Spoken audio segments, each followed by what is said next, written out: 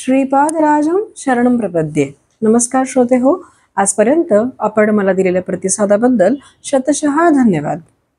आज आपण श्रीपाद श्रीवल्लभ चरित्रामृतातील या पुष्पमालिकेमध्ये 42वे पुष्प गुंफणार आहोत. अध्यायाचं नाव आहे श्रीपाद प्रभू पिठिकापुरातून अंतर्धान. अध्यायाचे फलित आहे हरवलेले मूल सापडण्यास. चला तर मग सुरुवात करूया. अध्याय 42 श्रीपाद प्रभू पिठिकापुरातून अंतर्धान. श्रीपाद प्रभूंचे मातापिता बापनाचार्युलू यांना दिव्य दर्शन. दुपारच्या जेवणानंतर श्री भास्कर पंडित म्हणाले, श्रीपाद प्रभूंनी शूद्राच्या घरी राहून दत्तदीक्षा दिली. दीक्षाविधीत केल्या जाणाऱ्या पूजा, अर्चना व इतर नियमांचे पालन न करता केवळ भक्तांच्या हातात पवित्र दोरा बांधून केवळ भजन करण्यास सांगितले. श्रीपाद प्रभूंनी दीक्षा घेणाऱ्यांना सांगितले होते की ते स्वतःच दत्तात्रेय असून त्यांच्या स्मरण मात्रानेच भक्तांच्या पीडा, कष्ट निवारण होतात. या दीक्षेमध्ये शास्त्राची अवहेलना झाली असे कोणी समजू नये असे प्रभू आवर्जून सांगत होते. परंतु पिठिकापुरममधील ब्राह्मणांनी एकत्र येऊन त्यावेळी पीठाधीश असलेल्या शंकराचार्यांकडे याविषयीची माहिती तक्रारीच्या सुरात दिली. तसेच श्री बापनाचार्युलू आणि अपळराज शर्मा यांना ब्राह्मण कुलातून बहिष्कृत करावे अशी सूचना सुद्धा ब्राह्मणांनी श्री शंकराचार्य स्वामींना दिली. यावेळी श्रीपाद प्रभू अंतर्ध्यानस्थ असल्याचे ती चर्चा तेथेच थांबली. शंकराचार्यांना अनुमतीशिवाय आध्यात्मिक विषयात कोणताही बदल करता येणार नाही असा एक ठराव मान्य झाला. या संदर्भात 16 वर्षाच्या बालकाने स्वतः दत्तप्रभूंचा अवतार असल्याचा निर्णय घेणे दैवद्रोह केल्याप्रमाणे आहे असे मत अनेक ब्राह्मणांनी व्यक्त केले. काही ब्राह्मणांच्या मनात कपट असून सुद्धा ते वरवरची खोटी सहानुभूती प्रकट करण्यासाठी बापनाचार्युलूंच्या घरी आले. बापनाचार्युलू म्हणाले, श्रीपाद प्रभू आम्हाला त्यांच्या तेजाने दीपवित आहेत. ते महाप्रभू श्रीपाद श्रीवल्लभ बालरूपात आमच्या घरी खेळले आणि आम्हाला दिव्य आनंदाचा लाभ करवून दिला. आमच्या नेत्रांवर असलेला मायेचा पडदा त्यांनी दूर केला. आज ते आमच्या डोळ्यात किरण होऊन चमकत आहेत. त्यांच्या नयन मनोहारी दिव्य दर्शनाने आम्हास भारावून टाकले आहे. आम्ही किती भाग्यवान आहोत याची गणतीच करता येत नाही. बापनाचार्युलूंचे हे वक्तव्य ऐकून खोटी सहानुभूती दर्शवण्यास आलेले ब्राह्मण एकही शब्द न उच्चारता तसेच परतले. त्यांच्या मनातील किलमिश भाव पूर्णपणे निघून गेला होता. थोड्या वेळाने श्रीपाद प्रभू आपल्या घरी परतले. सुमती महाराणी, अपळराज शर्मा, त्यांच्या बहिणी आणि भाऊ सर्वजण अत्यंत आनंदात होते. श्री अपळराज शर्मा म्हणाले, श्रीपादाबद्दल आम्हाला यापूर्वी खूपच काळजी होती, परंतु आता आमच्या मनावरचे ओझे कमी झाले. आम्ही त्याचे स्मरण केल्याबद्दल ते आमच्या मनचक्षुसमोर प्रकट होतात. आम्ही मागितलेले सर्व काही ते स्थूल रूपात येऊन आमच्याशी संभाषण करून देतात. श्रीपाद प्रभूंना जन्म देणारे जनकजननी झाल्यामुळे आम्हाला अत्यंत धन्यता वाटते. आम्हाला आता निरंतर आनंदाची प्राप्ती झाली आहे.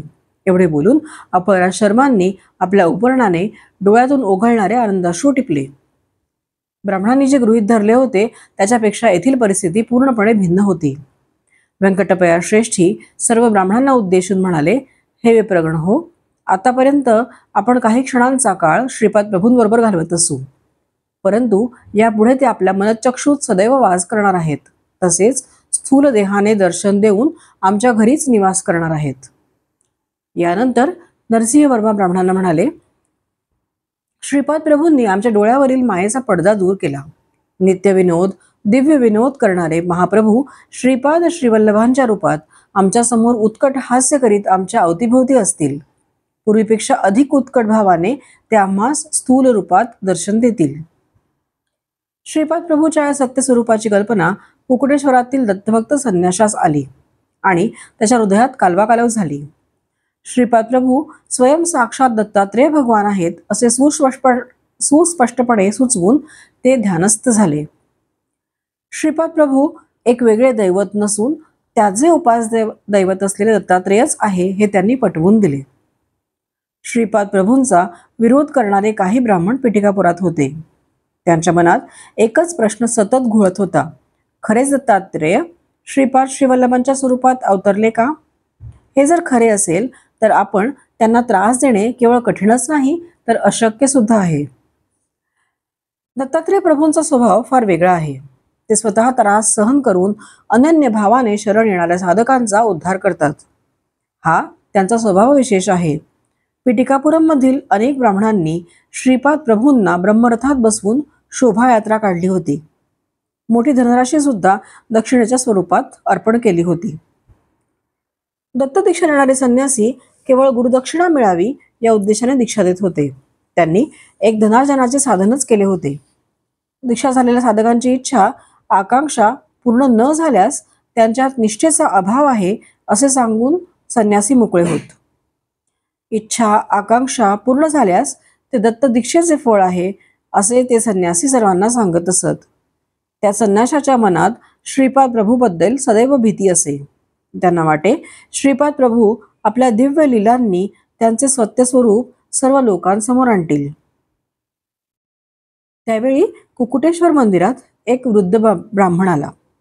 त्याचे नाव नरसिंह आणि गोत्र काश्यप होते. तो दूर असलेल्या महाराष्ट्र प्रांतातून आला होता. त्याने कुकुटेश्वराचे दर्शन मोठ्या श्रद्धाभावाने घेतले. नंतर स्वयंभू दत्तात्रेयांचे दर्शन घेतले. त्यावेळी त्याला तेथे दत्तदीक्षा दिली जात असल्याचे कळले. दीक्षा देणाऱ्या परमहंस परिव्राजकाचार्यांकडे तो वृद्ध ब्राह्मण गेला. त्याने त्या संन्याशांना मोठ्या नम्रभावाने नमस्कार करून गुरुदक्षिणेच्या रूपात त्याने आणलेली नाणी दिली. ती दक्षिणा पाहून संन्यासी आनंदित झाले. त्याने दीक्षा देण्यासाठी त्या ब्राह्मणास आपली ओंजळ पुढे करण्यास सांगितली. त्याच्या हातावर कमंडलूतील पवित्र जल घालण्यासाठी संन्याशाने आपला कमंडलू उचलला आणि त्या ब्राह्मणाच्या हातावर पवित्र जल घातले.